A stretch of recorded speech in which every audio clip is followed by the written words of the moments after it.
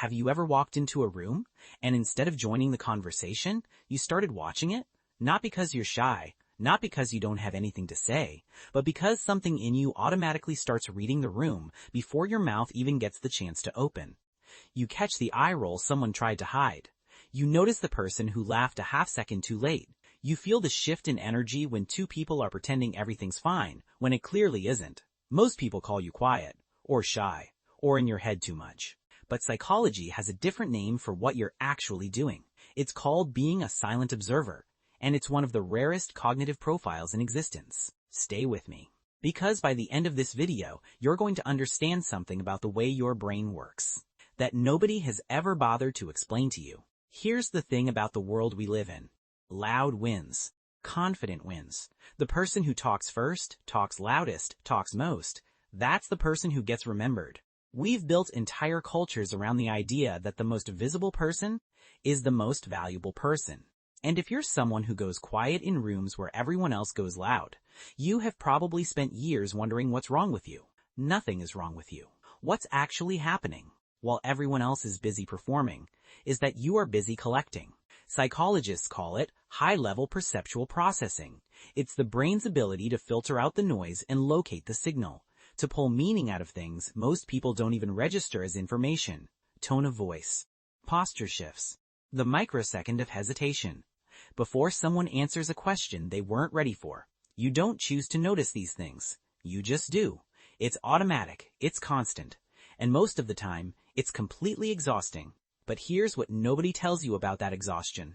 It's the cost of a very specific kind of intelligence, and today, we're going to break down the 7 signs that you've been carrying it your entire life. Sign 1. Marcus is in a meeting. His manager asks a question. Everyone else jumps in immediately. Marcus doesn't. Not because he doesn't know the answer, because he's still running the question through every angle before he commits to a response. And when he does speak, people stop.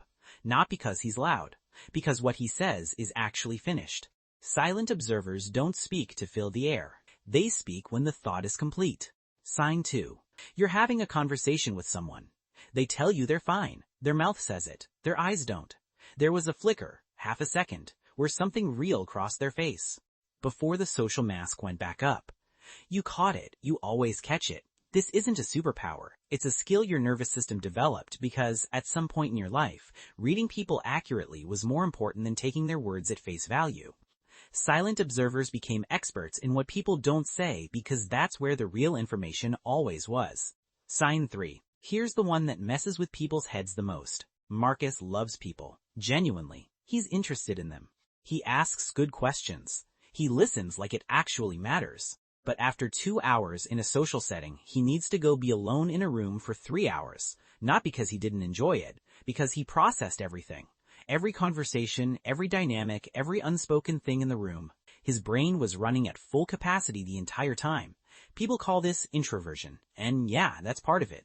But it's more specific than that. It's not that socializing drains you because you don't like people.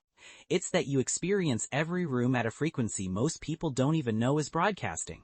Sign 4. You meet someone new. They're charming, polished, great story. And something in you just doesn't buy it. Not because you're cynical, because you've unconsciously cataloged thousands of hours of authentic human behavior. You know what genuine looks like. You know what performed looks like. And the gap between the two is something you feel before you can explain it. People will tell you you're too suspicious, too hard to impress. What they actually mean is, you can't be fooled the way they can. And that's not a flaw. That's a calibrated instrument. Sign 5. There are rooms silent observers have to leave. Not because they're antisocial, because the sensory input is just too much. 3 conversations happening at once. Music, lights, someone's body language shifting across the room. Your brain is processing all of it simultaneously, without asking permission. And at a certain point, the system gets full. What looks like overwhelm from the outside is actually the cost of having a processor that never learned how to ignore data. Sign 6. This one is wild. Marcus barely says anything in most conversations. But people walk away from him feeling like he really saw them. Sometimes they feel exposed without knowing why. Sometimes they tell him things they've never told anyone. Sometimes they get slightly defensive, even though he hasn't said a word, because attention is felt. And Marcus gives it fully. In physics, the observer effect says that the act of observing something changes the thing being observed. That's not just physics. That's what happens every time a silent observer walks into a room. Sign 7. Ask a silent observer if they get lonely being alone. Most of them will look at you like that's a weird question, because when they're alone, they're not actually alone. They're replaying conversations. They're noticing patterns they missed in the moment. They're processing the data from the day. Their mind is not a quiet place, it's a crowded one. The solitude isn't emptiness. It's the only environment where all that processing can actually finish. There's something we call on this channel the invisible rule. It's the idea that the most powerful person in any room isn't always the one talking. Sometimes it's the one who already knows what everyone else is about to say next. And here's the thing about that kind of intelligence. Nobody hands you a trophy for it. Nobody pulls you aside and goes, "Hey, the way you read people is actually remarkable," because the people around you don't know you're doing it. They just know you're the person they call when they need someone who actually gets it. They come to you when the situation is complicated, when they need someone who won't give them the easy answer, when they need someone who noticed the thing nobody else noticed. That's not a coincidence. That's your intelligence at work. Being a silent observer is a lonely path, until it isn't. The loneliness comes from spending years in rooms where your kind of intelligence was invisible, where the loudest person got the credit, where being thoughtful looked like being disengaged, where your silence was read as emptiness when it was actually full. But here's what starts to shift when you understand what's actually happening.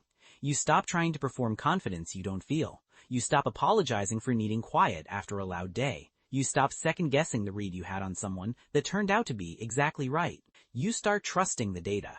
Because that's what this is. You've been collecting data on human beings your entire life. And that data set, the one built from 1,000 rooms, 1,000 conversations, 1,000 things people didn't say, that is not a curse.